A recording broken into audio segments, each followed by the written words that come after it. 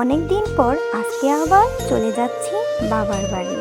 মেয়ে অনেক বায়না করছে তার নানু বাসায় যাবে। ছোট মেয়েটা এখন একটু একটু করে কথা বলতে পারে। সে অনেক বায়না করছিল অনেক দিন যাবত, তাই তো আজকে তাকে নিয়ে চলে যাচ্ছি তার নানু বাসায়। এই তো আমরা নৌকায় উঠে পড়েছি। আসসালামু আলাইকুম এভরিওয়ান। কে কোথায় থেকে দেখছেন অবশ্যই কমেন্টে জানাতে ভুলবেন না।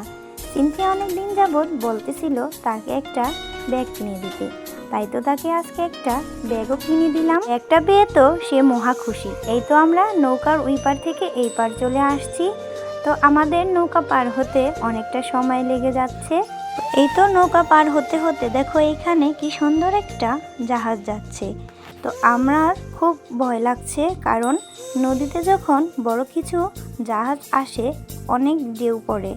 তো আমার এই নদী দিয়ে যেতে খুবই ভয় লাগে। তো দেখতে দেখতে বাবার বাড়ি চলেও এলাম।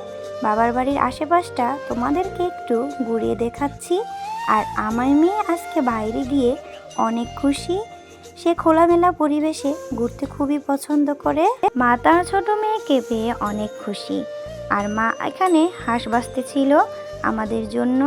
আর মেয়ে দুজনকে নিয়ে আমি বের হয়ে গিয়েছি সড়কের মধ্যে। সে নাকি এখান থেকে ফুল ছিঁড়বে। বলো তো দেখি এখানে কোথায় ফুল আছে। সে যেটা দেখে সেটাই ছিঁড়তে বলে। তো আজকে আমরা এখানে অনেক আনন্দ করছি। আমাদের গ্রামটা তোমাদের কাছে কেমন লাগছে অবশ্যই জানাবে। শীতের সকালে গ্রামের পরিবেশটা খুবই সুন্দর লাগে। তো আমি দুই মেয়েকে নিয়ে ঘুরতেছি আর সব কিছু তোমাদের সাথে শেয়ার করছি। এই যে দেখো আমাদের বাড়ির রাস্তাটা খুবই সুন্দর। আমার মেয়ে এখানে গাছের পাতা ছিঁড়ে খেলা করছিল আর আমাকে বলছে, আম্মু তুমি নেবে? আমি বলছি তুমিই খেলো মা। তো এখানে আমার ভাইয়ের মেয়ে বসে আছে আমার ভাইয়ের অটোতে। তো আমার মেয়ে বলতেছে আমিও উঠবো, এখন দেখো নামতে পারছে না। আর আমার দুই মেয়ে এখানে খুবই মজা করছে।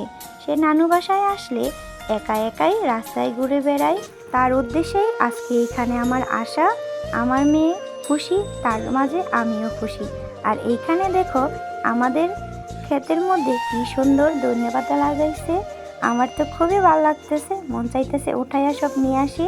আর এইখানে মটর শাক লাগাইছে। তো মটর শাকগুলা খুব ভালো লাগতেছে। আর ক্ষেতের মধ্যে কাঁচা মরিচের গাছ লাগাইছে। আর আমার মা মজা করে হাত রান্না করেছে। ভিডিওটা